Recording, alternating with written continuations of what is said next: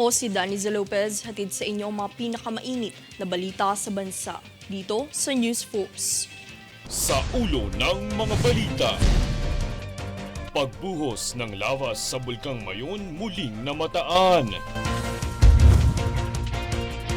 E-payment bilang bayad sa boto tinutukan ng DILG. PBBM pinarangalan ang mga atletang Pinoy na wagi sa Asian Games 2023. Ugnayang Pilipinas at Czech Republic tututukan ang pagpapaunlad ng depensa ng bansa. Pagtanggi sa bayad na sentimo at nakatuping polymer banknote, hinikayat ng DTI na ireklamo. PH Para Team patuloy ang pagkupra ng medalya sa Asian Para Games. Patas at pantay na balita, komprehensibong ulat para sa pulso ng masa. Ito ang News Force.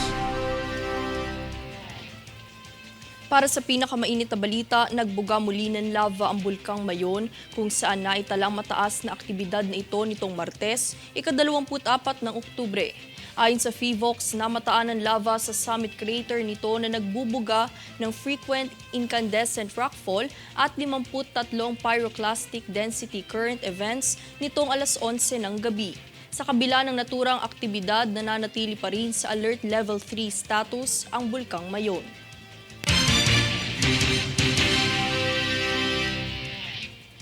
Sa ibang bulkan naman, mula Alert Level 0, itinaas na ng PHIVOLCS sa Level 1 o Low Level Unrest ang Bulkang Bulusan nitong ika-25 ng Oktubre. Nagugat ito sa patuloy na serye ng mga lindol na bulkan na naitala simula pa nitong ika-14 ng Oktubre.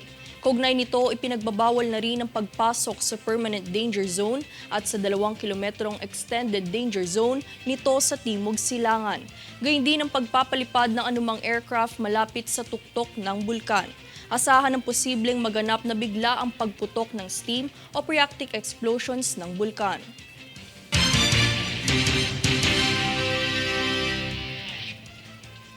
Balitang pangkalusugan, ayon sa DOH, mula ika-12 hanggang ika-22 ng Oktubre, higit 1,100 na bagong kaso ng COVID-19 ang naitala sa bansa. Ang average na bilang ng mga bagong kaso kada araw ngayong linggo ay nasa 164, mas mababa ng 8% kung ikukumpara sa mga kaso noong ika-9 hanggang ika-15 ng Oktubre. Samantala, mayroon namang naitalang 9 na pumanaw mula ika-9 hanggang ika-22 ng Oktubre. Mula noong Enero taon ng 2020, nasa mahigit 4 na milyon na ng COVID-19 cases ang naitala at higit 66,000 pumanaw ang naiulat sa buong bansa. Pinalalahanan ng DOH ang publiko na huwag maging kampante sa banta ng COVID-19, bagkus ay pagpatuloy ang tamang pagsunod sa minimum public health standards sa ilalim ng Alert Level 1.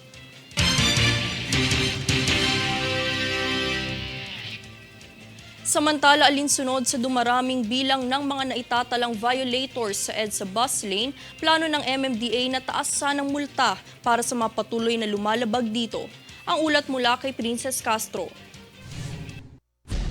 Alinsunod sa planong pagtataas ng multa sa mga motorista at sasakyang lalabag sa EDSA bus lane policy, maglalabas ng information campaign ang Metropolitan Manila Development Authority o MMDA para abisuhan ang publiko hinggil sa polisiya. Ito ay matapos mapansin ang dumaraming bilang ng mga paulit-ulit na mga violators sa polisiyang ito. Ayon sa ahensya, ang bus carousel lane ay para lamang sa mga public utility buses, ambulansya at marked government vehicle na rumiresponde sa mga emergency situations. Sa ilalim ng MMDA Regulation No. 23-002, narito ang listahan ng mga karagdagang singil sa multa para sa mga bus lane violators.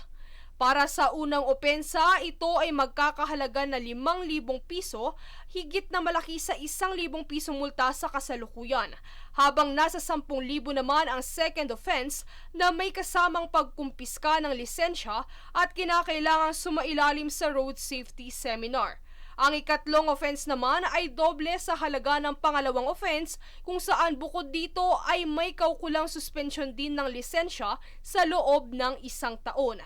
Habang ang ika-4 at huling opensa naman ay nagkakahalaga ng 30,000 piso kung saan meron din itong kasamang rekomendasyon sa Land Transportation Office o LTO para ma-revocate ang lisensya. Kaugnay nito, sinabi ni MMDA Chair Attorney Don Artes na ang pagtaas ng multa ay hindi anti-poor. Bagkus ito ay para lamang maging disiplinado ang mga mamamayan. Pagkat aniya kalimitan sa mga violators ay mga mayayaman kung saan afford umano nila ang 1,000 pisong multa at hindi ito nagiging epektibo alinsunod sa pagpapatupad ng polisiya. Samantala ayon sa MMDA, maglulunsad muna sila ng information campaigns ukol sa magiging pagbabago bago tuluyang ipatupad ang karagdagang multa. Princess Castro, nag-uulat para sa One Media Network.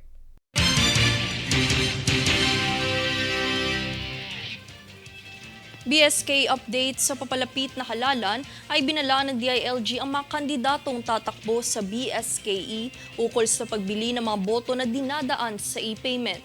Ito ang buong balita. Matapos makarating kay Department of the Interior and Local Government o DILG Secretary Benhur Abalos ang mga ilang alalahanin sa vote buying, nagbigay babala ito sa mga nagtatangkang bumili ng boto sa paraan ng electronic payment o e-payments. Ayon kay Abalos, may ilang mga politiko ang nagpaplanong gamitin ang GCash at Maya para sa pandaraya. Sinabi naman ni Abalos na titiyakin niya at ng ahensya na mapaparusahan ang sinumang gagawa ng ipinagbabawal na gawain kung saan makikipag-ugnayan ito sa COMELEC para masibak sa pwesto.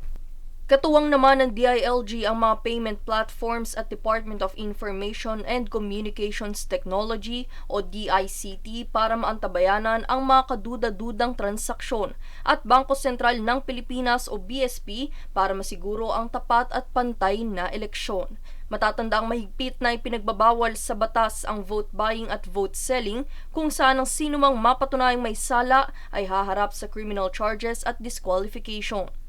Daniza Lopez nag-uulat para sa One Media Network.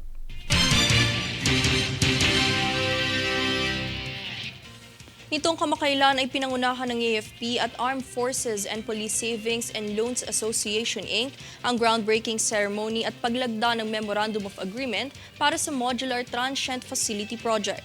Ang proyektong ito ay bahagi ng Corporate Social Responsibility Program ng AFP-SLAI at naglalayong magbigay ng dekalidad na pansamantalang tirahan sa mga tauhan ng AFP na bumibisita sa Camp Aguinaldo. Ipinahayag ni Chief of Staff General Romeo Bronner Jr. ang kanyang pasasalamat sa pagsagot sa pangangailangan ng karagdagang quarters at pangkalahatang kapakanan ng mga tauhan ng AFP. Pinarangalan din niya ang dating AFP Chief of Staff na si General Andres Centino sa pagtataguyod ng nasabing proyekto.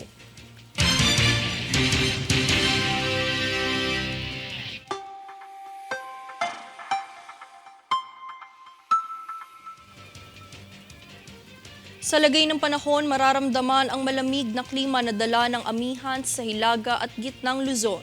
Asahan ng bahagyang maulap na papawiri na may pulo-pulong mahinang mga pag-ulan sa Ilocos Region, Cordillera Administrative Region, Cagayan Valley at Central Luzon.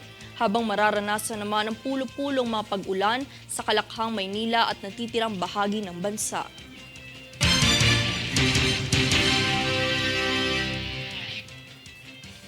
Susunod sa News Force. LTFRB naghahanda na para sa Oplan Bantay Biyahe. Koreanong drug smuggler timbog sa Cebu City. PBBM pinarangalan ang mga atletang Pinoy na wagi sa Asian Games 2023.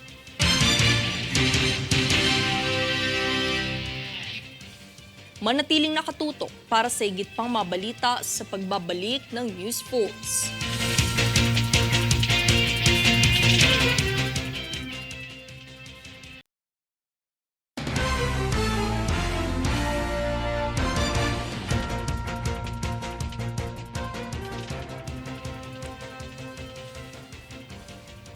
Kinilala ang husay ng mga atletang Pilipino sa naganap na gabi ng parangal at pasasalamat nitong ika-25 ng Oktubre sa pangunguna ni Pangulong Bongbong Marcos. Panoorin ang buong balita. Proud to be Pinoy! Mainit na tinanggap ni Pangulong Ferdinand Bongbong Marcos Jr. ang mga bayaning atletang Pilipino na nag-uwi ng medalyas sa Pilipinas mula sa Asian Games 2023 na naganap sa Hangzhou, China. To our hardworking coaches, the leaders of the various sports associations, and of course, to our athletes, congratulations at maraming salamat sa inyong ginawa. Ang pagkilala at pasasalamat ay naganap ika-25 ng Oktubre sa Rizal Memorial Coliseum, kung saan personal na iniabot ni Pangulong Bongbong Marcos ang parangal para sa mga atletang nagwagi sa Asian Games 2023.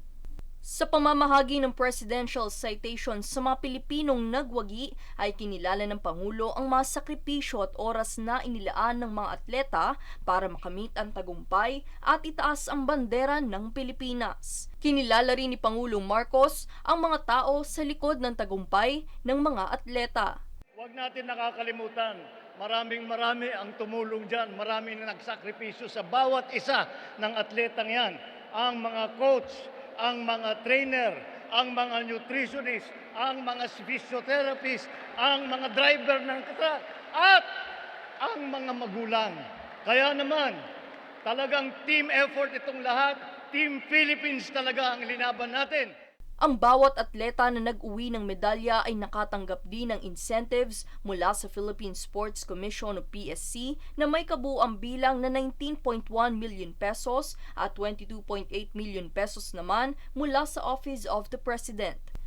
Ayon kay Pangulo, patuloy nitong susuportahan ang bawat atleta sa Pilipinas na siyang daan tungo sa bagong Pilipinas. Mabuhay ang atletang Pinoy!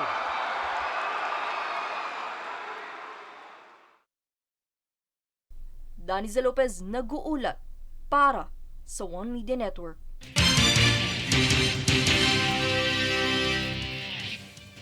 Sa ibang balita naman, napagkasunduan ng United Nations Development Program at DILG ang pagsasagawa ng Mayor's Forum sa bansa sa darating na Biyernes.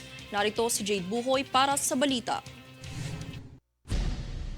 Matapos mag-ugnay ng Department of the Interior and Local Government o DILG sa United Nations Development Program, napagkasunduan nilang magsagawa ng Philippine Mayor's Forum sa darating na Biyernes ika-27 ng Oktubre. Base sa pahayag ng DILG, nilalayo nitong bigyang halaga ang tungkulin ng mga lokal na unit ng pamahalaan sa paghubog ng Sustainable Development Goals o SDG sa bawat pamayanan.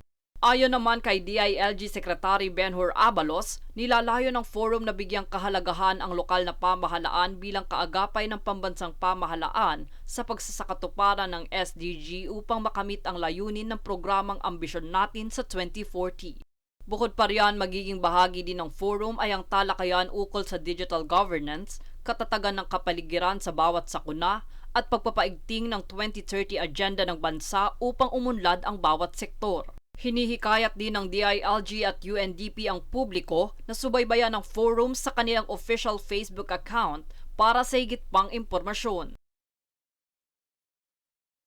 Jade Buhoy, nag-uulat para sa One Media Network.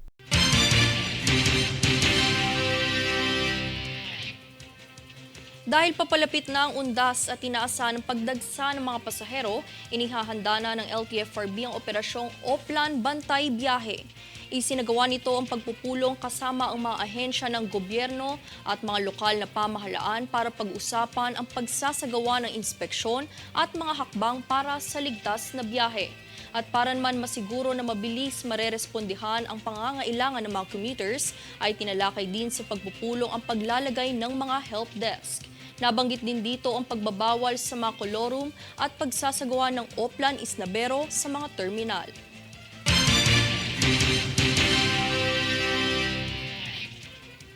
Kaisa ang PCG sa pagtitiyak ng kaligtasan ng mamamayan, partikular na ang pagmamonitor sa mga pampasaherong sasakyang pandagat.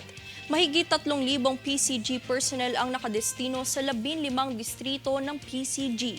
Itinaas ng PCG ang mga distrito at istasyon nito sa heightened alert simula ika-25 na Oktubre hanggang ika-6 ng Nobyembre.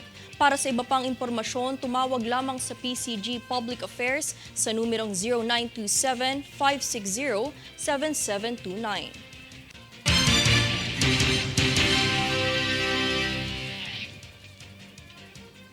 Kasalukuyang sinusulong ni Pangulong Bongbong Marcos ang pakikipag-ugnayan nito sa Czech Republic upang mas mapaigting ang agrikultura at depensa ng Pilipinas. Para sa karagdagang impormasyon, narito si Francis Riudique. Nitong kamakailan lang ay tinanggap ni Pangulong Bongbong Marcos Jr. si H.E. Karel Hedge bilang Resident Ambassador ng Czech Republic sa Pilipinas. Ayon kay Hedge, inaasahang bibisita sa Pilipinas ang matataas na opisyal ng gobyerno at investors mula sa Czech Republic sa 2024 para sa posibleng pakikipagtulungan sa agrikultura at pagdepensa ng bansa. Pagmamalaki ni Ambassador Hedge dahil sa heograpiyang lokasyon ng bansa sa Europa at gampanin sa mga nakaraang conflict sa mga rehiyon, isa ang Czech Republic sa mga producer ng mga dekalidad na mga armas sa mundo. Sinang-ayon na naman ni Pangulong Marcos na naaayon sa panahon ang ugnayang ito dahil isa sa pangunahing suliranin ng Pilipinas ay ang pagdepensa ng teritoryo. Kinilala naman ng Pangulo ang pagsuporta ng Czech Republic sa pagpopropose ng maritime vessel na nararapat na gamitin ng Pilipinas upang matiyak ang pagprotekta sa maritime territory. Sa kasalukuyan, 50 taon na ang diplomatikong relasyon ng Pilipinas at Czech Republic. Francis Riudique, nag-uulat para sa One Media Network.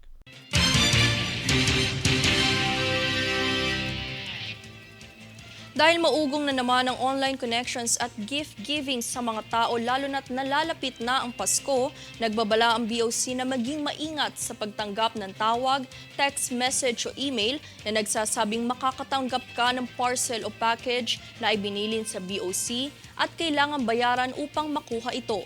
Ayon sa BOC, ang modus na ito ay madalas ukol sa nagpapanggap na foreigner o empleyado ng kanilang ahensya.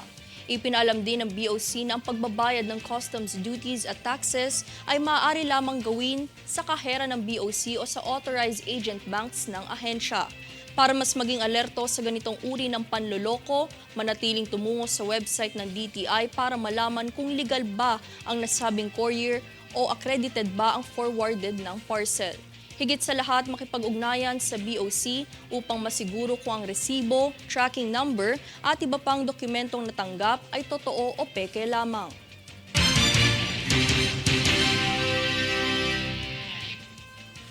Arestado naman kahapon, ika-25 na Oktubre, ang Korean national sa Cebu City dahil umano'y isa itong miyembro ng malaking sindikato ng iligal na droga sa bansa. Yan ang balitang hatid ni Jade Buhoy. Inaresto ang isang South Korean national sa Cebu City ng mga operatiba ng Bureau of Immigration o BI matapos itong ideklarang wanted sa Korea dahil umano'y isa itong miyembro ng big-time drug syndicate na nagpupuslit ng iligal na droga mula sa Pilipinas. Napag-alaman ng Fugitive Search Unit na ang Koreano ay nagngangalang si Choi Sun-yuk, edad 56 kung saan inaresto siya sa kanyang tirahan sa Barangay Lahog, Cebu City.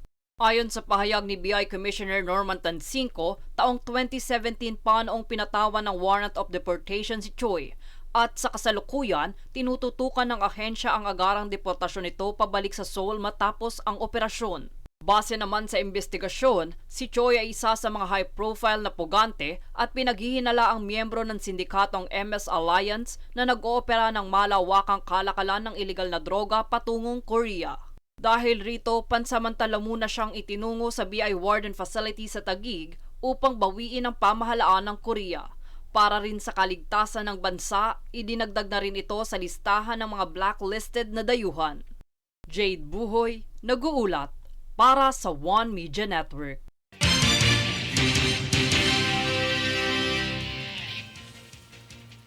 Susunod sa News Force. NHCP nilinaw ang araw ng kapanganakan ni Juan Luna.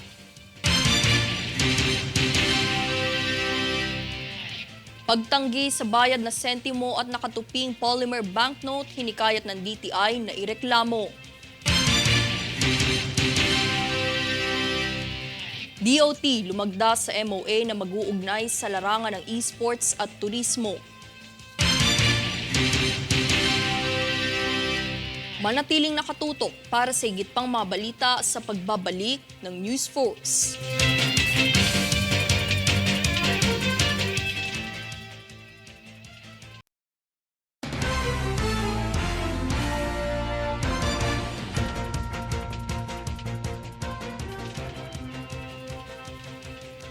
Inanunsyo ng DTI kamakailan na maaaring isangguni sa kanilang tanggapan ang sinumang business establishments na tatanggi sa pagtanggap ng nakatuping polymer banknote o centavo coin bilang bayad. Ito ay matapos makatanggap ng mga reklamo ang ahensya at ng iba't ibang ahensya ng gobyerno hinggil dito. Ayon sa DTI, kabilang sa mga establishments na maaaring ireklamo kung sila ay tatanggi ay ang mga grocery stores, sari-sari stores, convenience stores, restaurants, pharmacies, wholesale at retail shops at iba pang komersyo na nauugnay dito. At para sa mga nais magreklamo, mangyaring tumawag sa kanilang hotline sa numerong 1384 o tumungo sa kanilang official website consumercare@dti.gov.ph.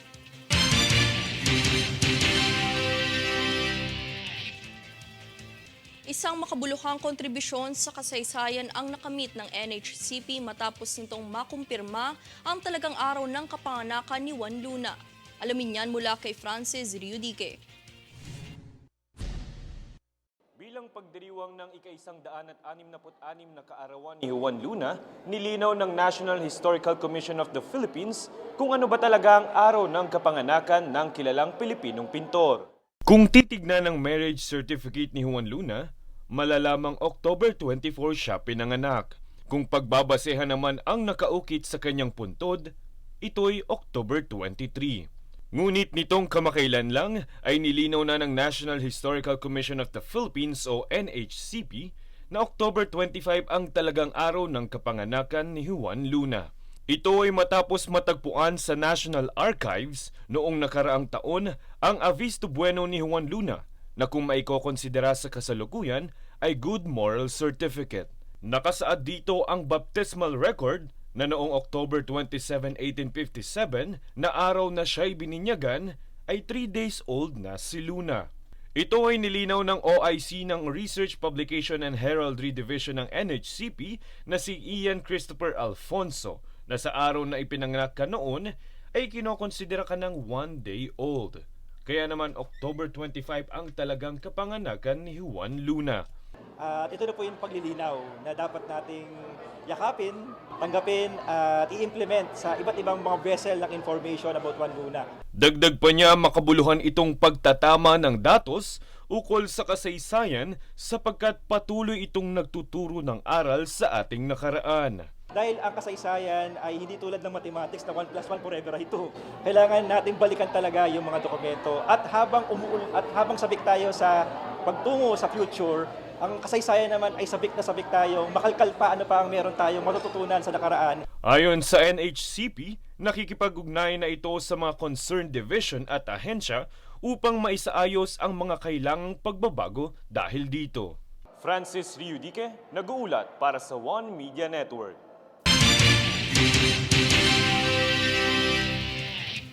Inanunsyo ng DOT kamakailan na umaasa ang gobyerno sa tumataas na popularidad ng esports para makaakit ng mas maraming turista sa Pilipinas. Isang Memorandum of Agreement o MOA ang nilagdaan ng DOT at ng game developer na Moontoon Games na mag-organisa ng mga tour para sa mga local at foreign fans na dadalo sa M5 World Championship sa Rizal Memorial Stadium sa darating na Disyembre. Ang M5 ay ang pinakamalaking Mobile Legends Bang Bang Esports event sa mundo at inaasahang makapagpadala ng humigit kumulang 2 hanggang 3,000 kalahok mula sa iba't ibang panig ng mundo.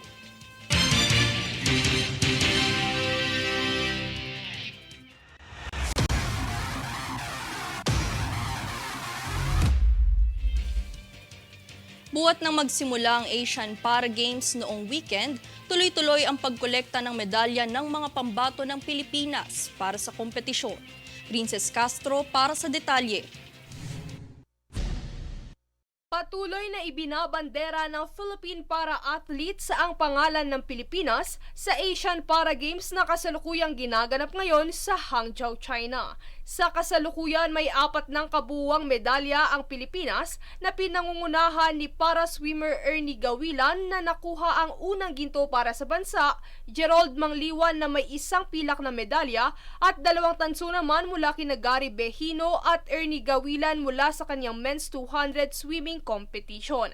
Samantala, abante na sa final round ng 100-meter butterfly competition ang para-swimmer na si Ariel Alegarbes. Sa kasalukuyan, nasa ika-20 pwesto ang Pilipinas sa kartada habang nangunguna ang China na may kabuwang 300 medalya na sinundan naman ng Iran na may 73 habang may 69 na medalya naman ang Japan. Inaasahan pa ang pagdagsa ng medalya para sa mga natitirang kalahok sa Para Games hanggang Sabado, ika-28 ng Oktubre. Princess Castro, nag-uulat para sa One Media Network.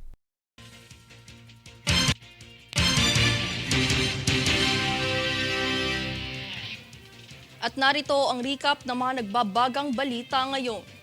Sa ulo ng mga balita.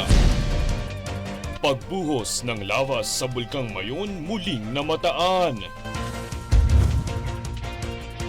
E-payment bilang bayad sa boto tinutukan ng DILG. PBBM pinarangalan ang mga atletang Pinoy na wagi sa Asian Games 2023. Ugnayang Pilipinas at Czech Republic tututukan ang pagpapaunlad ng depensa ng bansa. Pagtanggi sa bayad na sentimo at nakatuping polymer banknote, hinikayat ng DTI na ireklamo. PH Para Team patuloy ang pagkubra ng medalya sa Asian Para Games.